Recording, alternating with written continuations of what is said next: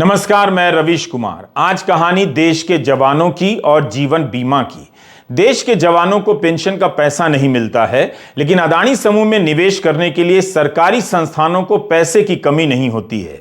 दोनों बातों में संबंध नहीं होते हुए भी दोनों ही बातें बेहद गंभीर हैं। 4 लाख जवान वन रैंक वन पेंशन के अरियर के इंतजार में दुनिया से ही चले गए, मगर समय पर अरियर का पैसा नहीं आया। 2019 में ही आ जाना चाहिए था, मगर 23 आ गया। पूर्व सैनिकों की संस्था की तरफ से पैरवी करते हुए वकील हुजैफा अहमदी ने सुप्रीम कोर्ट में यह बात कही है। अगर ऐसा हुआ है तो क्या यह इतनी छोटी खबर है कि इसे अनदेखा कर दिया जाए? देश के लिए जान देने वाले जवानों को वन रैंक वन पेंशन का पैसा समय पर क्यों नहीं दिया गया? इसकी गिनती समय से पहले या समय पर क्यों नहीं की गई? अदानी और भारतीय जीवन बीमा निगम की खबरों पर आने से पहले इस पर नजर डाल लेते हैं। जब जवानों के साथ ऐसा हो सकता है तो बाकी देश की जवानी का क्या हाल होगा, आप समझ सकते हैं। उत्कर्ष आनंद की यह रिपोर्ट हिंदुस्तान टाइम्स में छपी है। सोमवार को सुप्रीम कोर्ट ने सरकार से कहा कि 15 मार्च तक सभी रिटायर्ड जवानों और अफसरों को वन रैंक वन पेंशन के अरियर का भुगतान कर दिया जाना चाहिए। हर 5 साल पर वन रैंक वन पेंशन की समीक्षा होती है। जनवरी 2019 से लेकर अब तक का पैसा सैनिकों को नहीं मिला है। अदालत इस बात से भी नाराज हो गई कि जब आदेश यह दिया गया कि एक ही बार में सारा पैसा दिया जाए, तो रक्षा मंत्रालय के सचिव ने 4 किश्तों में पैसे जारी करने का आदेश कैसे दे दिया? कोर्ट ने सचिव से अब जवाब मांगा है। अब जाकर रक्षा मंत्रालय ने आदेश जारी कर दिया है कि 15 मार्च तक 2019 के बाद का अरियर एक साथ ही दिया जाएगा। वन रैंक वन पेंशन की गिनती कैसे हो, 5 साल की जगह हर साल इसके बढ़ाने पर विचार हो, इसे लेकर रिटायर्ड सैनिकों का संगठन सुप्रीम कोर्ट गया।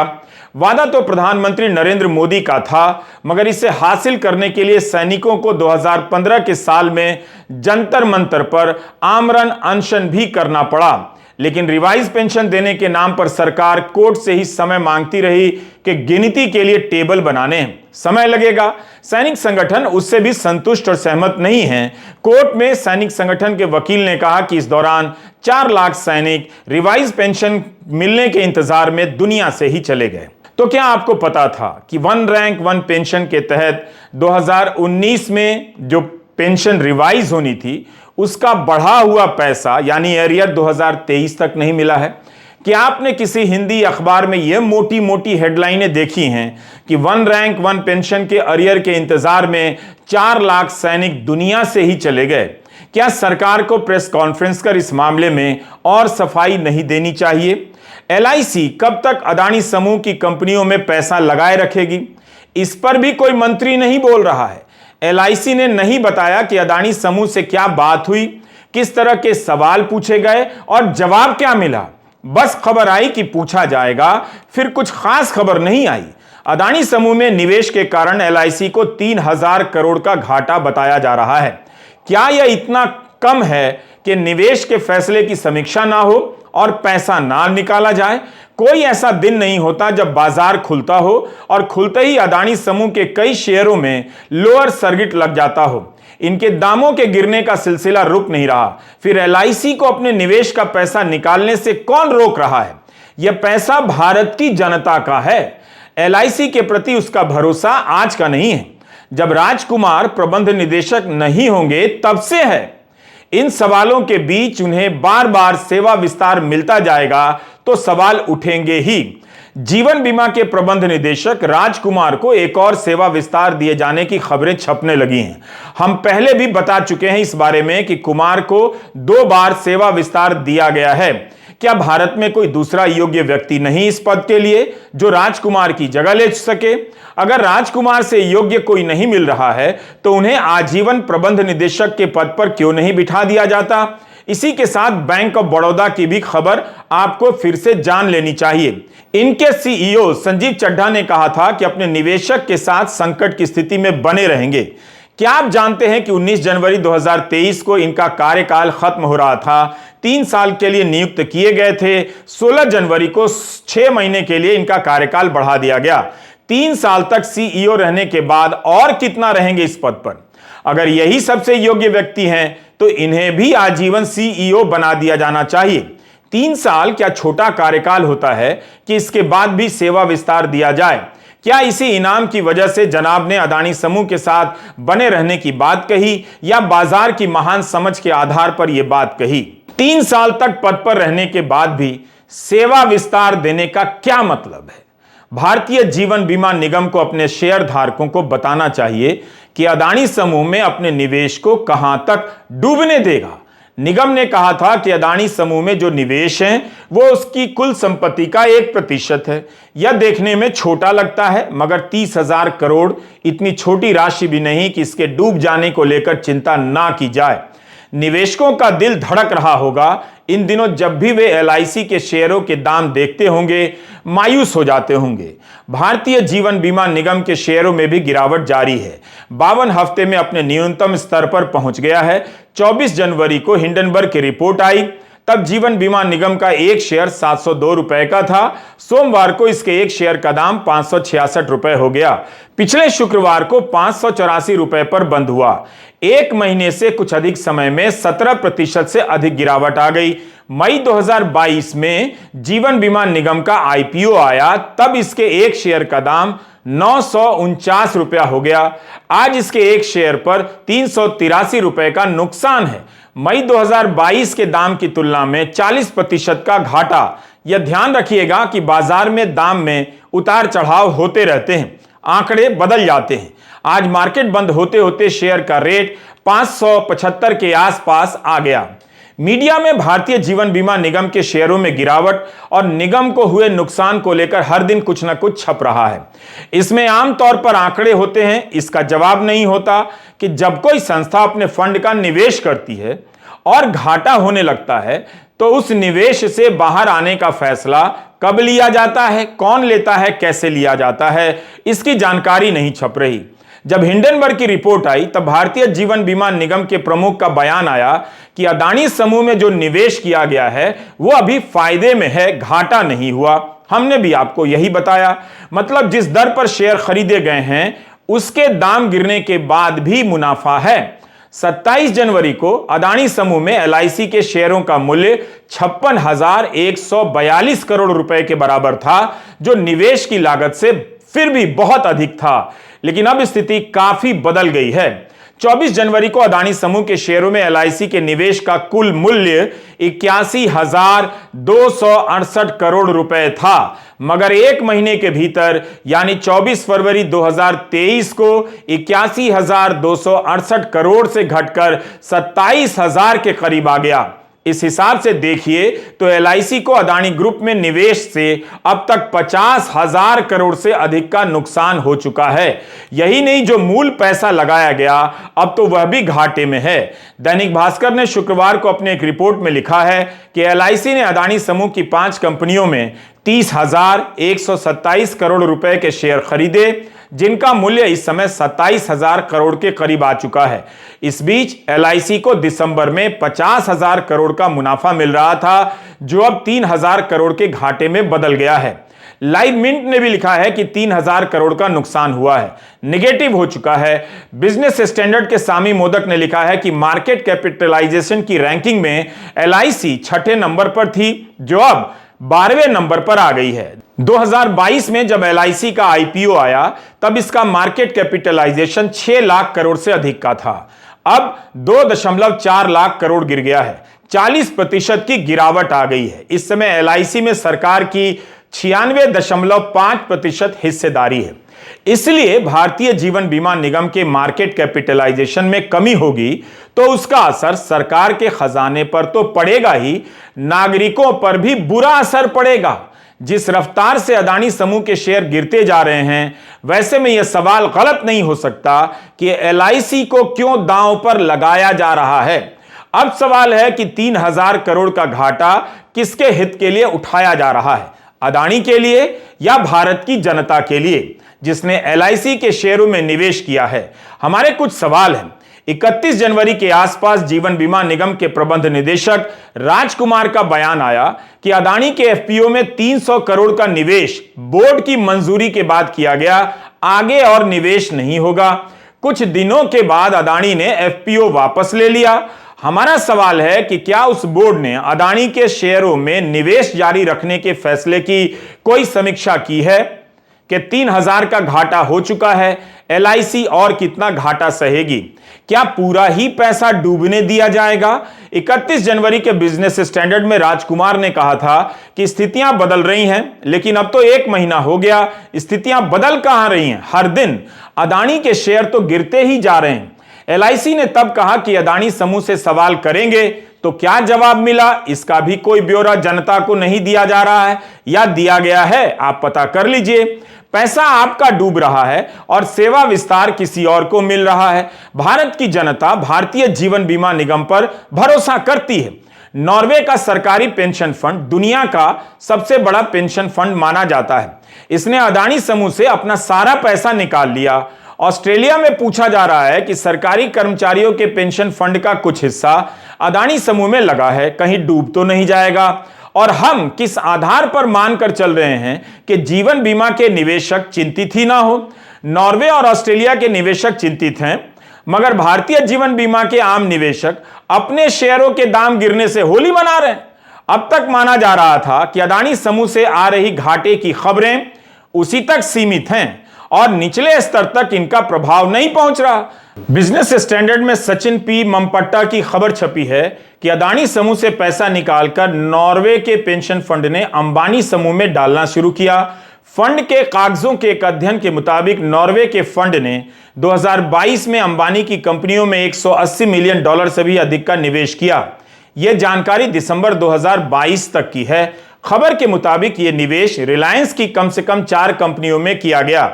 वहीं नॉर्वे फंड ने दिसंबर 2022 तक अदानी समूह की 3 कंपनियों में करीब $200 मिलियन का निवेश किया हुआ था, जिसे पूरी तरह निकाल लिया गया है।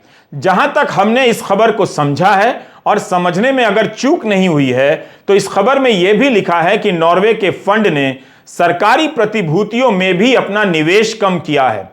रिलायंस इंडस्ट्री से भी पैसा निकाला गया है। रिपोर्ट में लिखा है कि रिलायंस के बॉन्ड सरकार संबंधी बॉन्ड की श्रेणी में आते हैं। बिजनेस स्टैंडर्ड को पेंशन फंड ने बताया कि पैसा निकालने की वजह बॉन्ड को सरकार द्वारा गारंटी दिया जाना है। नॉर्वे के फंड ने हिंडनबर्ग की रिपोर्ट से पहले ही अपना निवेश निकाल लिया। इसमें कहा गया कि पेंशन फंड को शक हो गया कि कहीं उनके पैसे का इस्तेमाल करके प्रदूषण फैलाने वाले कार्य ना किए जा रहे हों, क्योंकि 10 फरवरी की फाइलिंग से पता चला कि अदानी एंटरप्राइजेज अदानी ग्रुप की ग्रीन कंपनियों के स्टॉक को गिरवी रखकर ऑस्ट्रेलिया की करमाइकल कोयला खदानों को फाइनेंस कर रहा है। पेंशन फंड ने कोयले को अपने पोर्टफोलियो से ब्लैक लिस्ट कर दिया है, इसलिए किसी भी रूप में करमाइकल प्रोजेक्ट तक उनका पैसा पहुंचना उनके नियमों का उल्लंघन है। यह बात उनकी एक प्रमुख अधिकारी किरण अजीज ने एक साक्षात्कार में कही थी। अदानी समूह पर स्टॉक में हेराफेरी के आरोप लगे हैं कि उसके जरिए दामों को बढ़ा चढ़ाकर दिखाया गया। वो किस तरह से हुआ, उसमें कौन शामिल हैं, यही तो जानने की बात है। शेल कंपनियां बनाकर अपना ही पैसा इधर से उधर घुमाने के आरोप लगे हैं। अदानी ग्रुप ने खंडन तो कर दिया, मगर अभी तक वो सवाल सामने हैं। विपक्ष के हर दल ने इतने सवाल उठाए, धरना प्रदर्शन किया, मगर जांच की बात टस से मस आगे नहीं बढ़ी। अब हम 2 खबरों का जिक्र करना चाहेंगे। इस खबर को ध्यान से देखिए। लिखा है कि वित्तीय मामलों के जानकारों ने नेशनल स्टॉक एक्सचेंज बोर्ड और सेबी से कहा है कि अदानी समूह की 5 कंपनियों के शेयरों को निफ्टी 50 से जोड़ा गया है। इस फैसले की समीक्षा कीजिए, इससे लाखों निवेशकों की बचत 31 मार्च से इस डूबते जहाज में खपने लग जाएगी। 17 फरवरी को निफ्टी ने बताया कि इसकी एक कमेटी ने तय किया है कि तमाम सूचकांकों में स्टॉक में अदल बदल की जा रही है। यह एक नियमित प्रक्रिया है। अदानी विल्मर को निफ्टी नेक्स्ट 50 और निफ्टी 100 में शामिल किया गया है। अदानी टोटल गैस को निफ्टी शरिया 25 में जोड़ा गया है और अदानी पावर को निफ्टी के 10 अलग अलग सूचकांकों में रखा गया है। निफ्टी 50 में Adani ports and sales, Adani enterprises पहले से हैं। नई सूची के बाद निफ्टी 50, निफ्टी 100 में अदानी समूह के 6 और स्टॉक जुड़ जाते हैं। हिंदू की इस रिपोर्ट में लिखा है कि भारत के म्यूचुअल फंड के 41 लाख करोड़ का 16% पैसा इन सूचकांकों में लगा है निफ्टी के। जैसे ही निफ्टी 50 या निफ्टी 100 में निवेश करेंगे, उसका कुछ हिस्सा अदानी समूह के इन शेयरों में जाएगा और डूब सकता है। अभी तक यह सवाल उठता रहा है कि म्यूचुअल फंड ने तो अदानी समूह में निवेश नहीं किया। हिंडनबर्ग की रिपोर्ट के बाद शेयर बाजार में इनके दाम गिरते ही जा रहे हैं। तो क्या पिछले दरवाजे से म्यूचुअल फंड का पैसा इन शेयरों में लगवाया जा रहा है? हम इस विषय के जानकार नहीं हैं, लेकिन आप इस खबर को हिंडनबर्ग की रिपोर्ट के बाद आई एक दूसरी खबर से मिलाकर देखिए।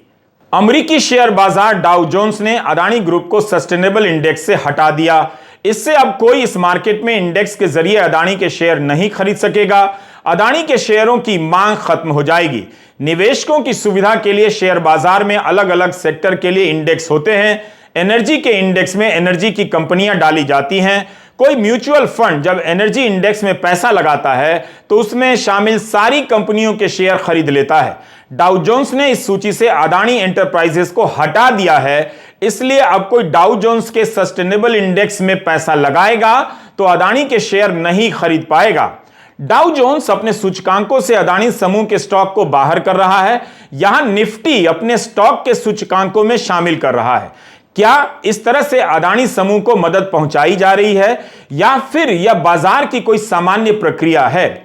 अगर इतनी ही सामान्य होती तो क्या हिंदू अखबार इसे पहली खबर के रूप में लगाता? इन्हीं सब से संदेह होता है। जांच की मांग हुई है, कुछ पता नहीं चल रहा। जांच एजेंसियों की डायरी में जैसे अदानी समूह की कंपनियों का पता ही नहीं है। कांग्रेस 17 दिनों से अदानी को लेकर सवाल जारी कर रही है। लिखित सवाल होते हैं। कायदे से सरकार की कोई भी एजेंसी लिखकर ही जवाब दे सकती थी, मगर ना तो इन सवालों की रिपोर्टिंग होती है, ना ही जवाब आता है। कांग्रेस ने पूछा है कि जब MSCI, S&P, डाउ जोन्स और FTSE रसेल जैसी प्रमुख मार्केट इंडेक्स बनाने वाली कंपनियां अदानी समूह की फर्मों के भारांक वेटेज की समीक्षा कर रही हैं, नेशनल स्टॉक एक्सचेंज NSE निवेशकों की सुरक्षा के लिए कोई गंभीर कार्रवाई करने में विफल रहा है। इसके विपरीत NSE ने 17 फरवरी 2023 को घोषणा कर दी कि वर्तमान में शेयर बाजारों में डूब रही अदानी समूह की कंपनियों में से अतिरिक्त 5 को 14 सूचकांकों में शामिल किया जाएगा। क्या आप अपने करीबी दोस्त को इस संकट से उबारने के लिए NSE पर दबाव बना रहे हैं? सेबी को यह सुनिश्चित करने के लिए कार्रवाई करने की अनुमति क्यों नहीं दी जा रही कि लाखों निवेशकों का एक डूबते हुए व्यावसायिक समूह में निवेश कराकर उनसे धोखाधड़ी ना हो? ये कांग्रेस के आरोप हैं। इंतजार हो रहा है कि अदानी की खबर से जनता की दिलचस्पी कम हो जाए। लगता है कि इवेंट की खोज हो रही होगी ताकि लगातार कवरेज से चर्चाओं की दिशा मोड़ दी जाए। न्यूज की दुनिया चाहे जैसे भी मैनेज हो जाए, मगर शेयर बाजार मैनेज होता नहीं दिख रहा। शेयर बाजार इन खबरों से बोर नहीं हुआ है जहां लोग अपने दिमाग का इस्तेमाल कर पैसे लगा रहे हैं। उस शेयर बाजार में अदानी अपने शेयरों को अभी तक संभाल नहीं सके हैं। इतनी गिरावट के बाद कोई तो दौड़ा आता कि सही मौका है खरीदने का, खरीदता और दाम चढ़ते। ऐसा होता तो दिख नहीं रहा। भारतीय जीवन बीमा के निवेशक जानना चाहते होंगे कि उनका पैसा कब तक सुरक्षित है। अदानी समूह में LIC का पैसा डूबेगा तो जिन्होंने LIC के शेयर लिए हैं उनका भी डूबेगा। इस पूरे मामले को आप IDBI के हवाले से समझिए। जून 2018 की खबर है कि उस समय का IDBI में LIC की 11% हिस्सेदारी थी, लेकिन 2022 अक्टूबर आते आते IDBI में LIC और सरकार की हिस्सेदारी 94% हो गई। इसमें LIC का हिस्सा करीब 49.2% हो गया।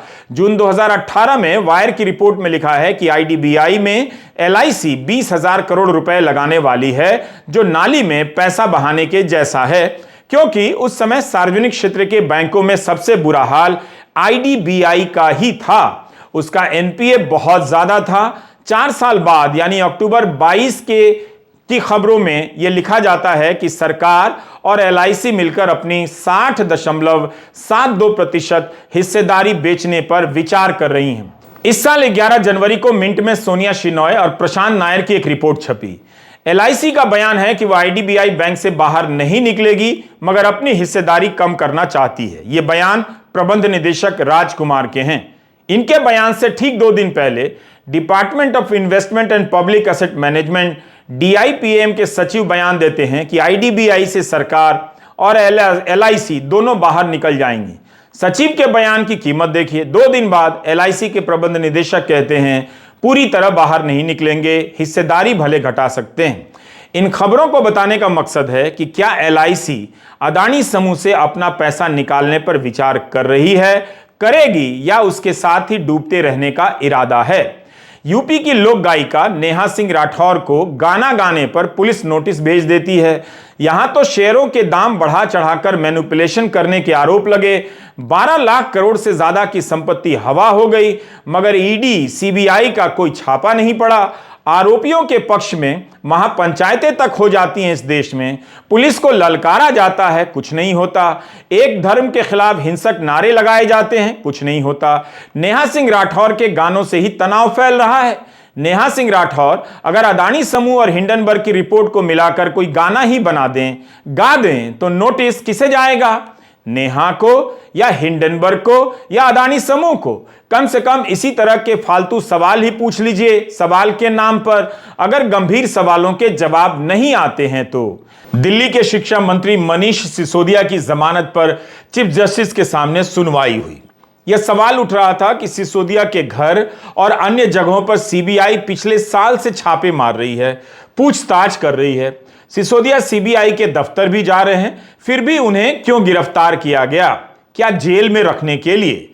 सिसोदिया के अब विरोधी प्रशांत भूषण ने भी ट्वीट किया है कि जो आरोप लगे हैं उनकी प्रकृति गंभीर है और जांच गंभीरता से होनी चाहिए, लेकिन गिरफ्तारी की बात समझ में नहीं आती है। सुप्रीम कोर्ट ने कहा है कि इस स्तर पर दखल नहीं देंगे, हाई कोर्ट जाइए। आमतौर पर जब भी हाई कोर्ट का विकल्प रहता है, कोर्ट की तरफ से यही कहा जाता है। नमस्कार, मैं रवीश कुमार।